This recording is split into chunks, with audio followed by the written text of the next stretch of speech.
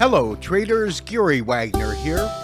It is 12:37 in Honolulu and 6:37 in New York on Friday.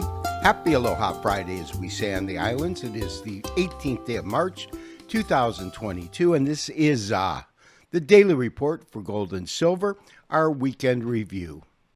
Today, gold declined by $21.70 or 1.12%, taking the current April futures contract to $1,921.50. This took the weekly net change in gold to a negative 67 or decline of $67 on the week and can clearly be seen in this weekly candlestick. The vast majority of today's decline in gold was created by strong selling pressure and was aided by a modest increase, taking the dollar index to 98.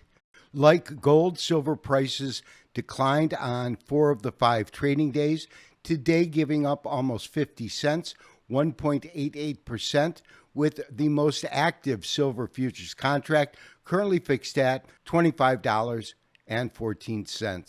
This first chart is a daily candlestick chart of gold futures. It begins at the end of February when we saw a low in gold come in at $1,778 and then the subsequent rally, which resulted in gold trading to a high just below the record high by about $10.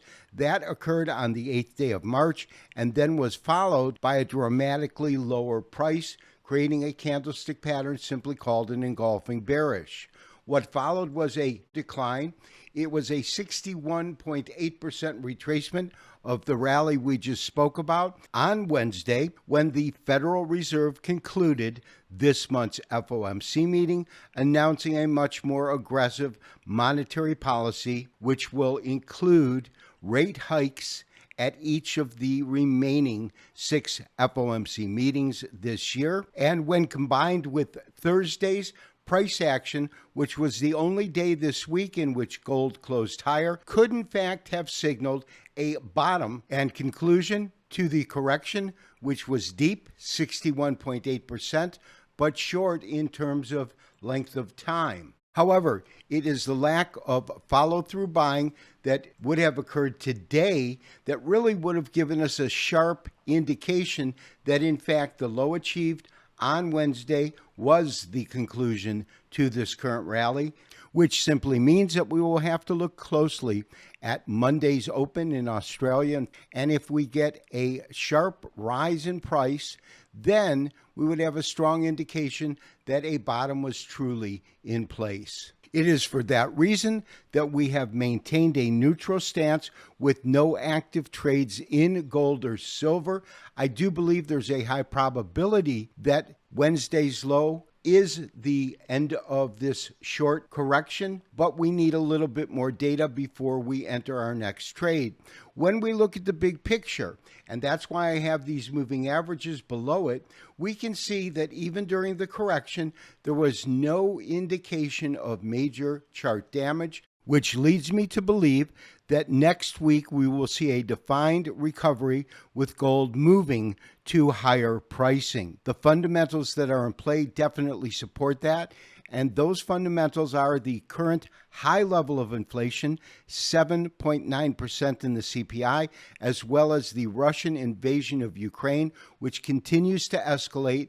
If I am correct, and we see gold recover and trade higher next week, there really isn't any major technical resistance until gold reaches approximately $1,965. The importance of that level is twofold. First, it is where the 38.2% Fibonacci retracement of the prior rally occurs. It also defines a double top that occurred back in 2021. Above $1,965, the next resistance level, or what I consider major resistance, occurs at approximately $2,000 per ounce. In terms of the levels of support I'm looking at, I believe that the first level occurs at $1,920 with a major floor or defined major support at approximately $1,900. which takes us to my interim and long-term forecast for gold, with the interim forecast being extremely bullish and the long-term forecast being bullish, but a potential top occurring at a new all-time price high, completing the fifth and final wave of the impulse cycle that I believe gold is currently in. Of course, the impulse cycle that we are looking at is the intermediate wave count. On this chart, it begins at the conclusion of wave 2, up to the record high that occurred in August at 2,088, and the following retracement that concluded our intermediate fourth wave. I believe that we are currently in a wave 5 in both the intermediate count as well as the sub count under that, which means that gold will have one final strong rally which will complete the impulse cycle, taking us to wave 5 of wave 5, which brings us to our price forecast of where I believe this final fifth wave, both minor and intermediate, will conclude. I am basing this forecast on a Fibonacci extension, which looks at the price move of the impulse wave 3 and then does a 0.618 and 0.75% extension of wave 3, which gives us our targets. At minimum, I think that gold could trade to a new price high of at least $2,166. That, of course, is based upon the 0.618 extension.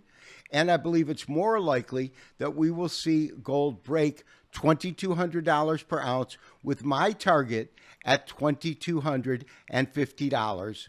This has been Gary Wagner, wishing you, as always, good trading. We will talk to you on Monday for the next daily update and review. Bye-bye.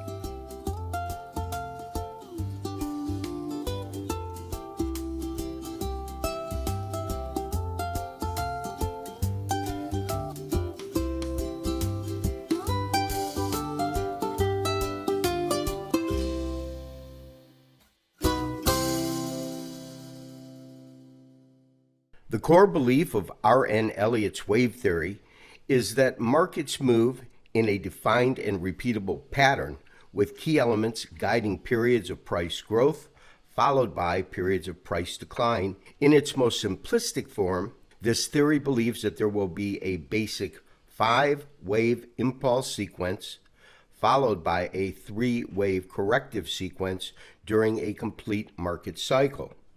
His theory explains that the 5-wave impulse sequence will be composed of two types of waves: impulse or motive waves and corrective waves. The belief is that during a bullish cycle, the market will experience price advance in which waves 1, 3, and 5 are growth or impulse waves, moving prices higher, and that will be divided by waves 2 and 4, the corrective waves, resulting in price declines. Following the completion of the impulse cycle, the market will begin a corrective cycle, which will be composed of 3 waves, typically labeled A, B, and C. The combination of the 5 impulse sequence and the 3-wave corrective sequence completes one full Elliott wave cycle. This cycle will repeat itself for as long as the trend it is reflecting remains intact. Another interesting aspect of Elliott wave and Elliott wave theory is the fractal nature of the waves themselves. That is to say that each impulse wave can be subdivided into 5 smaller impulse waves, 1, 2, 3, 4, and 5, and each corrective wave can be subdivided into 3 smaller corrective waves, A, B, and C.